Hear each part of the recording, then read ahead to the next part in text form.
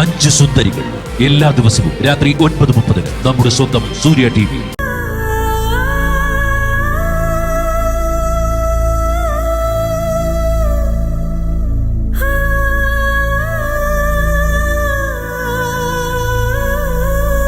Madam എത്തിയോ?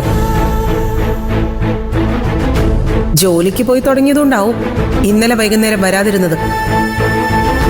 അതോ രണ്ടുപേരും കൂടി കറങ്ങാൻ പോയോ?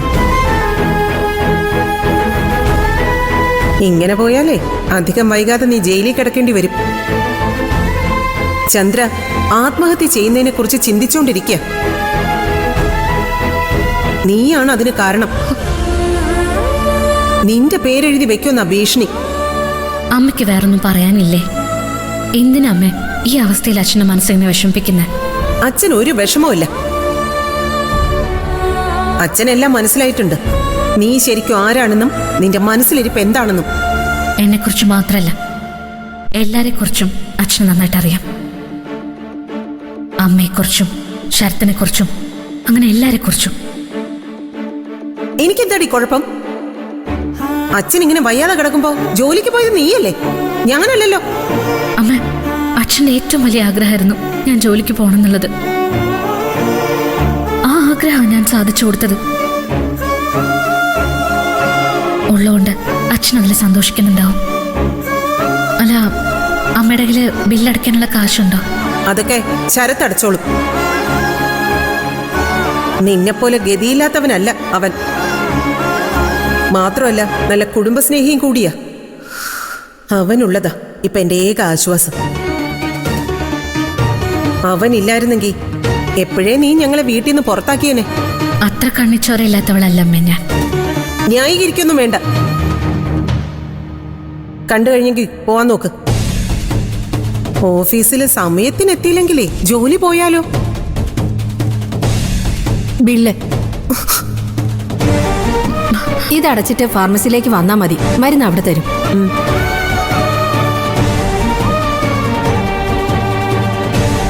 അച്ഛാ, ഞാൻ പോയിട്ട് വരാമേ. അതെ, നീ ഇന്ന് ജോലിക്കൊന്നും പോണ്ട. അതെന്തമ്മ? ഇന്ന് ഡിസ്ചാർജാ. അതിന് നീയും കൂടി വേണം. എനിക്ക് ഒറ്റയ്ക്കൊന്നും ചെയ്യാൻ പറ്റില്ല. അമ്മ നിത്യ വരും. അങ്ങനെ ഇപ്പൊ അവള് വരണ്ട. നിനക്കെന്താ നിന്നാല്? അമ്മ, ഇന്നലെ ഞാൻ ജോയിൻ ചെയ്തേ ഉള്ളൂ. ഇന്ന് എനിക്ക് ലീവ് എടുക്കാൻ പറ്റില്ല. ജോലി പോണെങ്കിൽ അങ്ങ് പോട്ടെന്ന് വെക്കണം. അങ്ങനെ നിസ്സാരമായിട്ട് കളയാൻ വേണ്ടിയല്ലല്ലോ അമ്മേ ഞാൻ ജോലിക്ക് ജോയിൻ ചെയ്തത്. ഞങ്ങളുടെ ഔദാര്യം കൊണ്ടാണ് എനിക്ക് ഈ ജോലി കിട്ടിയത്. അപ്പോ ഞങ്ങൾ പറയുന്നത് നീ അനുസരിക്കണം. ആരുടെ ഔദാര്യം കൊണ്ട് കിട്ടിയ ജോലിയല്ല അമ്മേ. എന്റെ ജീവിതത്തിലുണ്ടായ നഷ്ടത്തിന് പകരമായിട്ട് കിട്ടിയതാ. എന്റെ സുധിയേട്ടന് പകരമായിട്ട് കിട്ടിയതാ. ആ സുധിയുടെ അച്ഛനടി ഇവിടെ കിടക്കുന്നത്. ആ സുധിയുടെ അമ്മയായി ഈ സംസാരിക്കുന്നത്. ഇല്ലമ്മേ, ഞാൻ ലീവ് എടുക്കില്ല. ആ ബില്ലിങ് തരൂ, ഞാൻ കൊണ്ടുപോയി അടയ്ക്കും. നിന്റെ ഔദാര്യം ആർക്ക് വേണം? ബില്ലടയ്ക്കാൻ എന്റെ ശരത്ത് മോനുണ്ടെന്ന് എത്ര തവണ നിന്നോട് പറഞ്ഞു. ഒരു ദിവസം ലീവ് എടുക്കാൻ പറഞ്ഞപ്പോ പറ്റാത്തവളാ ഇപ്പൊ ബില്ലടച്ച് സഹായിക്കാൻ പോകുന്നത്. നിന്റെ ഔദാര്യമൊന്നും ഞങ്ങൾക്ക് വേണ്ട, പ്രത്യേകിച്ചും കാശിന്റെ കാര്യത്തില്. മേഡം പോവാൻ നോക്ക്. അച്ഛനെ ഇവിടുന്ന് എങ്ങനെ കൊണ്ടുപോകണമെന്നൊക്കെ ഞാൻ തീരുമാനിച്ചോളാം. അമ്മയോ? മേലാൽ നീ എന്നെ അങ്ങനെ വിളിച്ചേക്കരുത്. എന്നെ അമ്മയുടെ സ്ഥാനത്ത് കാണുന്നുണ്ടായിരുന്നെങ്കിൽ ഞാൻ പറയുന്നത് നീ അനുസരിച്ചേനെ. ഇറങ്ങിപ്പോടി ഇവിടുന്ന്. നിന്നെ കാണുന്ന കൂടി എനിക്ക് ഇഷ്ടമല്ല. പോവാൻ.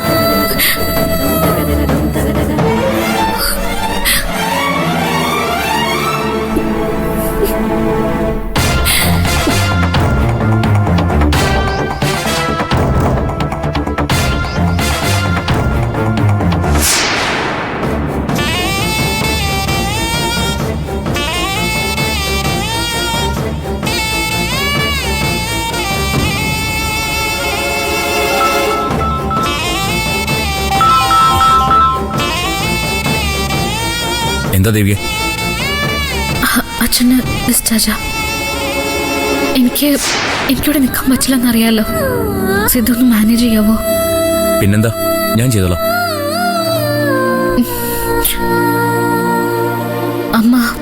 അമ്മ ചിലപ്പോൾ എന്തെങ്കിലുമൊക്കെ പറഞ്ഞു വരും. അതൊന്നും കാര്യമാക്കണ്ട കേട്ടോ.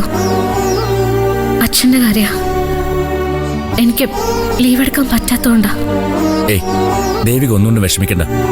സുധിയേട്ടൻ ഉണ്ടായിരുന്നെങ്കിൽ എങ്ങനെ ചെയ്യുമായിരുന്നോ അതുപോലെ ചെയ്തോളാം. പോരെ?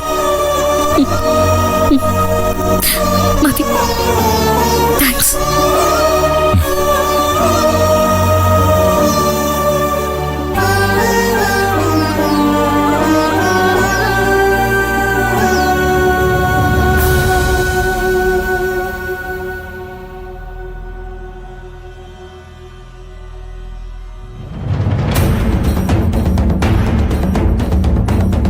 നീ ഇറങ്ങുന്നില്ലേ? നിന്നോട് പറഞ്ഞതല്ലേ ഇന്ന് ബാങ്കിൽ പോണോന്ന്. ദേ പ്രേമിച്ചിപ്പോ വരും. ഉടനെ നമുക്ക് ഇറങ്ങണം. എടി ഗോൾഡൊക്കെ എടുത്തിട്ട് വരാൻ. ഞാൻ വരുന്നില്ല. അതെന്താ? അത് സിദ്ധണ്ണ എന്നോട് പോർക്കണം. ലോക്കറി കൊണ്ടുവയ്ക്കാൻ മാത്രമുള്ള സ്വർണ്ണമൊന്നും എന്റെ കയ്യിലില്ല. സർവാഭരണ വിഭൂഷിതയായിട്ടായിരുന്നല്ലോ നീ കല്യാണ പന്തലിലേക്ക് എത്തിയത്. അതൊന്നും സ്വർണ്ണമായിരുന്നില്ല, മുക്കുവണ്ടായിരുന്നു. Role gold. ദേ വെറുതെ നുണ പറഞ്ഞാലുണ്ടല്ലോ. ലോക്കറിൽ വെക്കേണ്ടി വരുന്നതായപ്പോ പുതിയ തന്ത്രവുമായിട്ട് നീ ഇറങ്ങിയതാവൂല്ലേ? അല്ല, ഒരിക്കലും അല്ല. ഇത്രയും സ്വർണ്ണം ഒറിജിനൽ ആണെങ്കിൽ ഞാൻ തന്നെ അതുകൊണ്ട് ലോക്കറി വെച്ചേനെ. അത് ശരി. അപ്പൊ മൊത്തം തട്ടിപ്പായിട്ട് നീ ഇറങ്ങിയിരിക്കുവാണല്ലേ? അച്ഛന്റെ കാശ് കൊടുത്ത് വാങ്ങിയതാണെന്നൊക്കെ പറയുന്നുണ്ടായിരുന്നല്ലോ. അച്ഛന്റെ കാശ് കൊടുത്ത് വാങ്ങിയത് മുക്കുമുണ്ടായിരുന്നല്ലേ? പറ്റിപ്പോയി, എന്നോട് ക്ഷമിക്കണം. നിന്നോട് ക്ഷമിക്കാനോ? ഇതുപോലെ ചെയ്തിട്ടോ? എടി ഇനി എന്തൊക്കെ കള്ളത്തരവാടി കാണിച്ചു വെച്ചിട്ടുള്ളത്? വേറൊന്നുമില്ല. അത് വിശ്വസിക്കണമെങ്കിലേ ഞാൻ മണ്ടനായിരിക്കണം. സ്വർണം ഫേക്ക്, ഇനി നീയും ഫേക്കാണോ? നിനക്കും ഉണ്ടോ പരിശുദ്ധിയുടെ കുറവ്? സിദ്ധണ്ണ എന്താ ഇങ്ങനെയൊക്കെ ചോദിക്കുന്നേ? എടി പിന്നെ ഞാൻ എങ്ങനെയാ ചോദിക്കേണ്ടത്? നാണല്ലോ നിനക്ക് ഇങ്ങനെ മനുഷ്യരെ പറ്റിക്കാൻ? എടി ഒന്നും അല്ലെങ്കിൽ നീ ഒരു വക്കീലല്ലേ? അതിനൊരു മഹത്വം ഇല്ലേ? അത് നീ കളഞ്ഞു കുളിച്ചല്ലോ. എന്റെ നിവൃത്തികേട് കൊണ്ടാ സിദ്ധേട്ട അങ്ങനെയൊക്കെ ചെയ്യേണ്ടി വന്നത്. ദൈവം ഇതെന്നെ ഒന്ന് മനസ്സിലാക്ക്. നീ ഇനി ഒന്നും പറയണ്ട. എനിക്ക് നിന്നെ ഒട്ടും വിശ്വാസമില്ല.